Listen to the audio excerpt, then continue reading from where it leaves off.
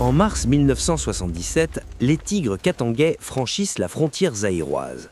Ils avancent de 200 km en quelques semaines. L'armée de Mobutu s'effondre. Des généraux s'enfuient, des officiers trahissent. Et pourtant, au milieu de ce désastre, un seul colonel se bat vraiment. Il s'appelle Ikuku. Il pose ses tanks sur des rails de chemin de fer parce que toutes les routes ont été minées. Il marche 15 km à pied avec ses hommes blessés sous les balles. Ce que l'histoire ne dit pas, quelques semaines plus tôt, ce même homme était en prison, mis là par son propre chef d'état-major, en pleine guerre, pour des raisons personnelles. Voilà comment fonctionnait vraiment l'armée de Mobutu. Et voilà ce que des archives et des témoignages directs révèlent aujourd'hui sur les hommes qui ont réellement sauvé le Shaba. 3 hommes, 2 guerres, un régime à bout de souffle. En mars 1977, puis en mai 1978, la province du Shaba, l'ex-Katanga, est envahie 2 fois en 12 mois par les gendarmes katangais venus d'Angola. 2 fois, le régime de Mobutu frôle l'effondrement total. 2 fois, il survit, mais pas grâce aux généraux qu'on pensait. Il y a le général Singa, l'homme que Mobutu appelle « quand tout s'écroule », celui qui dirige les opérations depuis le sol zaïrois, pendant que les Marocains et les légionnaires français font le travail visible. Il y a le colonel Ikuku, surnommé « serpent de rail », un homme qui combat blessé, que ses propres supérieurs ont tenté d'écraser, et qui ressort de la guerre avec une étoile de général. Et il y a le général Bumba, le chef d'état-major, celui qui, pendant que les rebelles envahissent le pays, s'occupe de ses affaires personnelles, et qui finit par incarner tout ce qui ne va pas dans l'armée zaïroise. 3 hommes, une même guerre, des destins radicalement différents. Avant d'entrer dans le vif du sujet, il faut poser quelque chose clairement. Les guerres du Shaba, dans la plupart des récits, c'est une histoire française. Les légionnaires qui sautent sur Kolwezi, l'opération Léopard, Giscard au téléphone avec Mobutu et les Marocains qui arrivent en avion transal français. Tout ça est vrai, mais c'est l'histoire vue de l'extérieur. Ce qui m'intéresse aujourd'hui, c'est l'intérieur. Ce que vivaient les officiers zaïrois, ce que les archives militaires et les témoignages directs, notamment ceux compilés par des historiens militaires congolais comme Jean-Jacques Wondo, révèlent sur la réalité du commandement. Ce que Mobutu voyait vraiment de son armée, et ce que ses généraux ont fait ou pas fait quand le pays brûlait. Le sol sous les pieds. Pour comprendre pourquoi la guerre du Shaba a failli tuer Mobutu, il faut comprendre ce qu'est le Shaba. Le sous-sol du Shaba est l'un des plus riches d'Afrique. Fa, cuivre, cobalt, uranium. L'ex-Katanga, c'est ce que les géologues appellent un scandale géologique, une concentration de ressources naturelles si extravagante qu'elle défie le hasard. C'est pour ça que Moïse Tshombe avait tenté de faire sécession en 1960. C'est pour ça que les Belges l'avaient soutenu. Et c'est pour ça que, 15 ans plus tard, les ex-gendarmes katangais voulaient revenir. Nathanaël Mbumba, le commandant de l'invasion, avait été commissaire de police à Kolwezi. Une brouille avec le gouverneur Manzikala l'avait envoyé en prison. Il s'est échappé et avait rejoint l'Angola en 1967, où les services secrets portugais l'avaient poussé à fonder le FNLC dès 1968. MBKOSIA. 20 ans d'exil, 20 ans à attendre. En Angola, pendant la guerre civile, ces hommes, qu'on appelle les tigres, servent de mercenaires au MPLA. Ils protègent les mines de diamants, ils combattent pour qui les paie. Et Cuba, qui intervient en Angola, les utilise comme unité de reconnaissance. En juillet et septembre 1976, Mbumba visite Cuba et l'Allemagne de l'Est pour demander de l'aide. Ce sont les préparatifs des 2 invasions à venir. L'armée de Mobutu, une illusion militaire. De l'autre côté, l'armée zaïroise, les FAZ. Officiellement, des dizaines de milliers d'hommes, des Mirage 5 achetés à la France, des conseillers nord-coréens qui ont formé la division Kamagnola. La réalité, elle, est consignée dans un mémorandum de la CIA de mai 1976 à l'attention de Henry Kissinger. Selon ce document, l'armée zaïroise ne pourrait faire face qu'à une attaque de faible envergure et ne pourrait en aucun cas contrer une attaque soutenue par Cuba, Afridesque. Voilà ce que les Américains savaient 1 an avant Shaba 1. Et voilà pourquoi ce qui se passe ensuite n'est pas vraiment une surprise pour ceux qui lisent les bons câbles. Un des problèmes majeurs, certains soldats zaïrois dans la zone n'avaient pas reçu leur solde depuis de longues périodes. Les officiers supérieurs gardaient souvent l'argent destiné aux soldats, illustrant un leadership généralement peu fiable et incompétent au sein des FAZ. Wikipédia.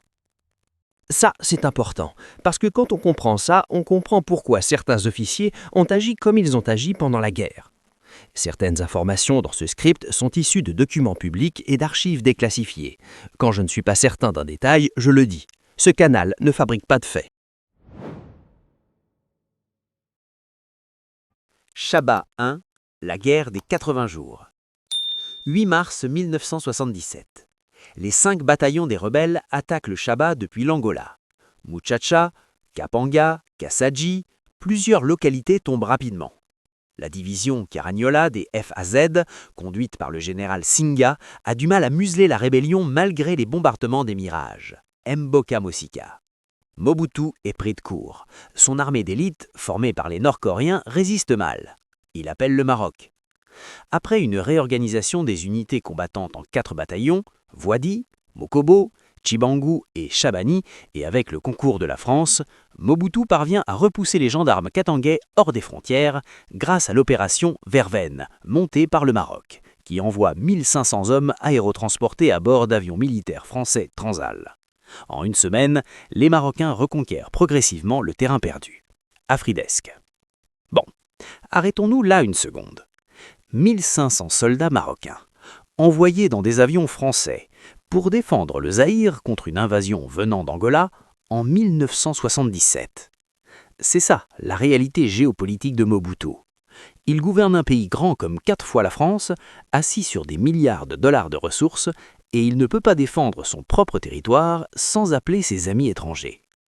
Ikuku, le colonel qu'on a mis en prison en pleine guerre. Le colonel Dikuta Ebelensang, commandant de la 13e brigade de la division de Kamagnola, est désigné commandant des unités du Nord le 20 avril. Avant de se rendre à Kamina, il devait se présenter au quartier général à Kolwezi pour être informé de ses nouvelles fonctions par le général de brigade Singa Boyangué, afridesque. Mais il y a un problème. Alors que le colonel Dikuta se trouvait en plein vol dans un C-130 militaire qui le transportait vers Kolwezi, le général Bumba Mwase Padjogi transmet un télégramme urgent pour le rappeler. Ça, c'est l'armée de Mobutu. Un officier en mission de combat rappelé par télégramme par son supérieur, en plein vol, pendant que les rebelles avancent. Le cas Ikuku est encore plus révélateur. En 1977, lorsque la guerre du Shaba commence, le colonel Ikuku part à Kamina avec ses troupes. Mais le capitaine général Bumba Mwaso Djogi va lui compliquer considérablement la tâche en l'incarcérant pour des raisons personnelles. En pleine guerre, le général Bumba s'occupait plus de ses affaires personnelles au détriment des intérêts du pays. Il a fallu l'intervention personnelle du président Mobutu suite au rapport du commandant des opérations du Shaba, le général de brigade Singa Boyangué, pour que le colonel Ikuku puisse recouvrer sa liberté. Relisez bien ce passage. Le chef d'état-major général des forces armées zaïroises, le rang le plus élevé de l'armée, emprisonne un de ses meilleurs colonels de combat, pendant une invasion pour des raisons personnelles. Et c'est Mobutu lui-même qui doit intervenir pour libérer l'homme. Le coup de génie du serpent de rail. Une fois libéré, Ikuku tourne au front, et c'est là qu'il fait ce que les archives retiennent. Le colonel Ikuku était sur l'axe Kamina-Kolwezi avec mission de récupérer Lufupa. Il opère un coup de génie en surprenant les rebelles par voie de rail, suite au minage de toutes les routes. Il marche 15 km avec ses hommes avant de mettre ses tanks sur les rails pour surprendre les rebelles par derrière. Il vainc les rebelles et tue leur commandant, le lieutenant Moïse Chimanga. Durant cette guerre, le colonel Ikuku avait été blessé mais n'allait jamais abandonner ses troupes.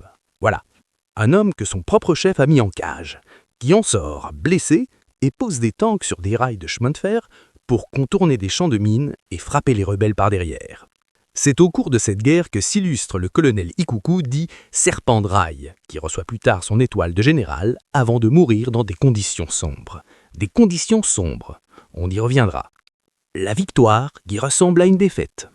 Au terme de la victoire, Mobutu, ragaillardi par ce succès militaire, s'adresse au peuple lors d'un grand meeting au stade du 20 mai. Ils en ont vu toutes les couleurs. Le message était clair, les rebelles ne reviendront pas. En se retirant du Shaba, les rebelles katangais écrivent sur les murs des magasins « Vous avez gagné la guerre aujourd'hui, 13 mai, mais l'année prochaine, à la même date, nous sortirons vainqueurs. 1 an plus tard, jour pour jour, ils sont au rendez-vous. Chaba II, la guerre des 6 jours. Le 11 mai 1978, peu après minuit, entre 3000 et 4000 rebelles du FNLC s'infiltrent en silence au Zaïre depuis la Zambie. Organisés en 11 bataillons de 300 hommes chacun, ils se divisent en 2 groupes. Cette fois, ils ne viennent pas d'Angola, ils viennent de Zambie.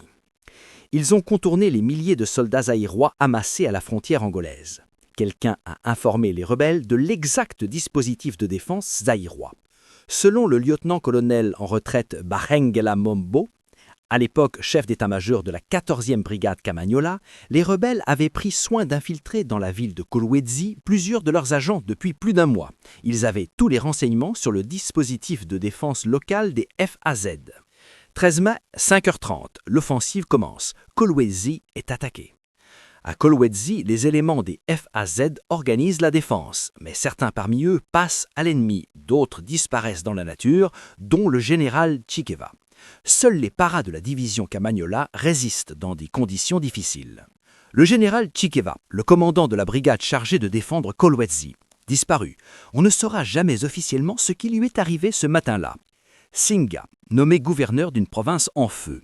Pendant ce temps, le général Singa tient le commandement des opérations zaïroises.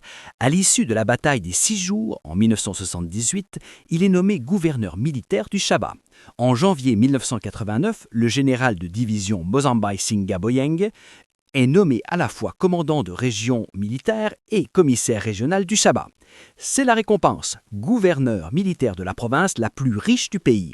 L'homme qui a commandé sur le terrain pendant les 2 guerres du Chaba reçoit le Chaba à gérer.